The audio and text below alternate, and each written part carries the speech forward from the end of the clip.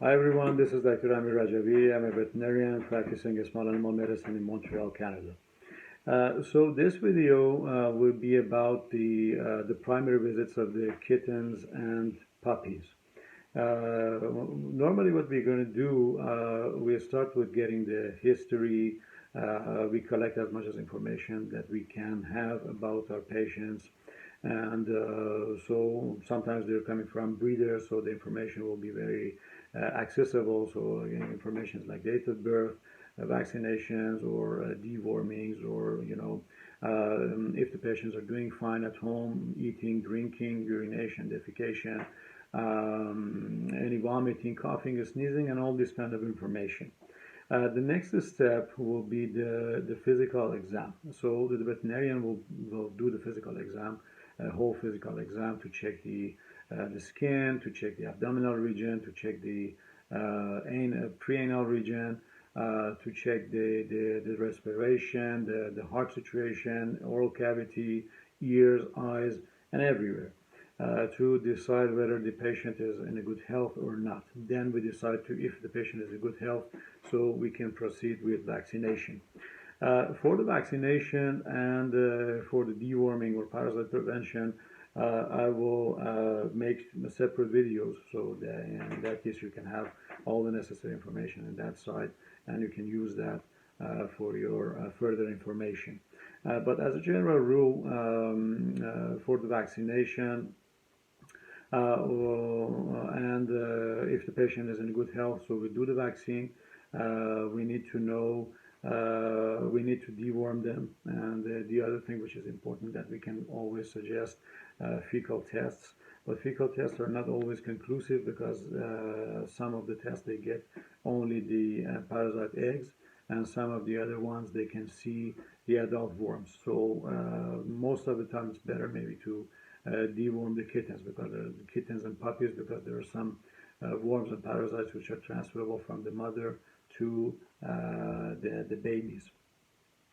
The other thing which will be discussed about in the primary visits will be about the castration or the sterilization. So one of the main reasons that we do these kind of things is that because in many cities right now they demand, it's obligatory to have the patients or have the puppies and kittens fixed. So this is number one. The number two about for cats, if I want to explain, for male cats, they start marking around the age of 6 or 7 months old, when they start to become mature. So this is not pleasant. So that's one of the reasons that we do castration. The other thing is that there's always possibility for cats to go outside, to escape from the house and go outside. And with castration, we can reduce the possibility or chance of aggression toward the other cats, other animals, and getting the diseases from them. Diseases like feline immune deficiency virus or leukemia virus, and also any different kind of parasites. For the females, one of the most important things that we do sterilization is to prevent mammary masses or mammary tumors later in life, which are normally estrogen-related tumors. And it's always recommended to do the sterilization before the primary or the first heat. The other thing will be to avoid unwanted pregnancies. Because that could be difficult, and the other one could be the changes of behavior and the things that each time we see with heats.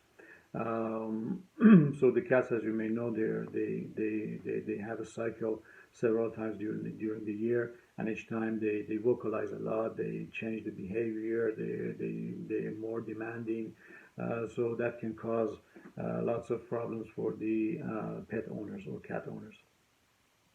For dogs, the castration, the reasons for castration, for sure it will be related to prostate problems. We have prostate tumors, adenomas or adenocarcinomas, which are the malignant cancers, and we can avoid them by castrating them. The other one reason could be their aggression or aggressive behavior, especially towards other dogs. For females, different reasons to do a sterilization, as I explained for cats. Number one will be to prevent or avoid mammary tumors later in life. But for dogs, the situation is a bit different from cats. Most recent researches they've revealed that there could be some musculoskeletal issues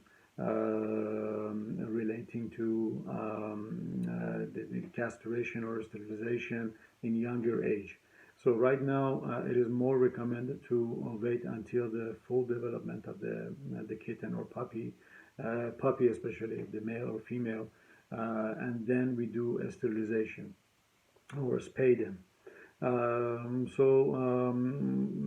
Before we were saying that it's better to do for different types or sizes of dogs before the first heat, but right now we recommend mostly, for example, for smaller dogs, the end of development will be around 8 months of old.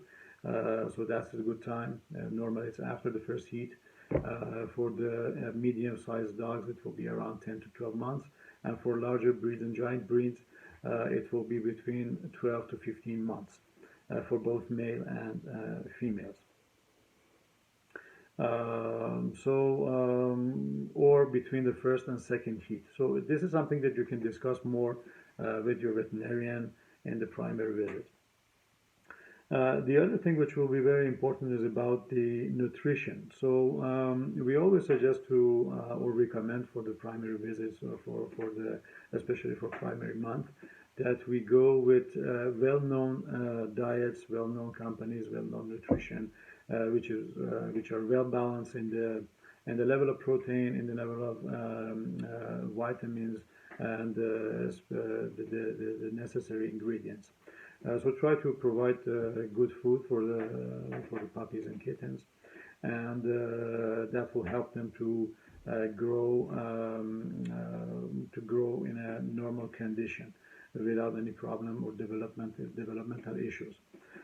So the most developmental period will be between 0 to 6 months, and then after that between 6 to 12 months it will be they continue to grow or to become bigger, but it will be like a slower or not as much as the first 6 months. Normally we suggest after the dentition, because the dentition starts around it means the losing the baby teeth and having or growing the permanent teeth. It will be between normally 4 to 6, 7 months of age. So after that, which 6, 7 months of age is which will be at the same time of the for most of the breeds or for most of animals is the end of musculoskeletal development. So we can recommend dental food because they have bigger kibbles or bigger biscuits, and that's very handy or helpful to clean the teeth mechanically. The other thing that we can consider, and I always explain to my clients that is good to know, is about the congenital problems that we might see or we might not see in the primary visits. Congenital problems like musculoskeletal problems, joint problems, oral problems, the dentition, malocclusion, cardiac murmurs, or any kind of bumps, or hepatic liver problems, any kind of shunts. These are the things, as I said, they might be apparent in the primary visits, but at the same time, sometimes we see them develop later in life. So this is something that you need to consider all the time. The other important thing is that most of puppies and kittens, many of them, we see that they have cardiac murmurs. So murmurs are the like abnormal sounds that we hear while we're auscultating their heart. We have two types of murmurs in general. We have physiologic murmurs or pathologic murmurs. Physiologic murmurs, normally they just go away all alone.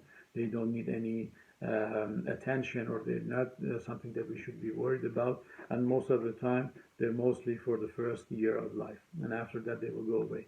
But after 1 year, if the cardiac murmurs they don't go away, so it could be helpful to do a cardiac echography or to consult a specialist to see if it's coming from the septal region, if it's the valves of the heart are having problem, or to verify that completely.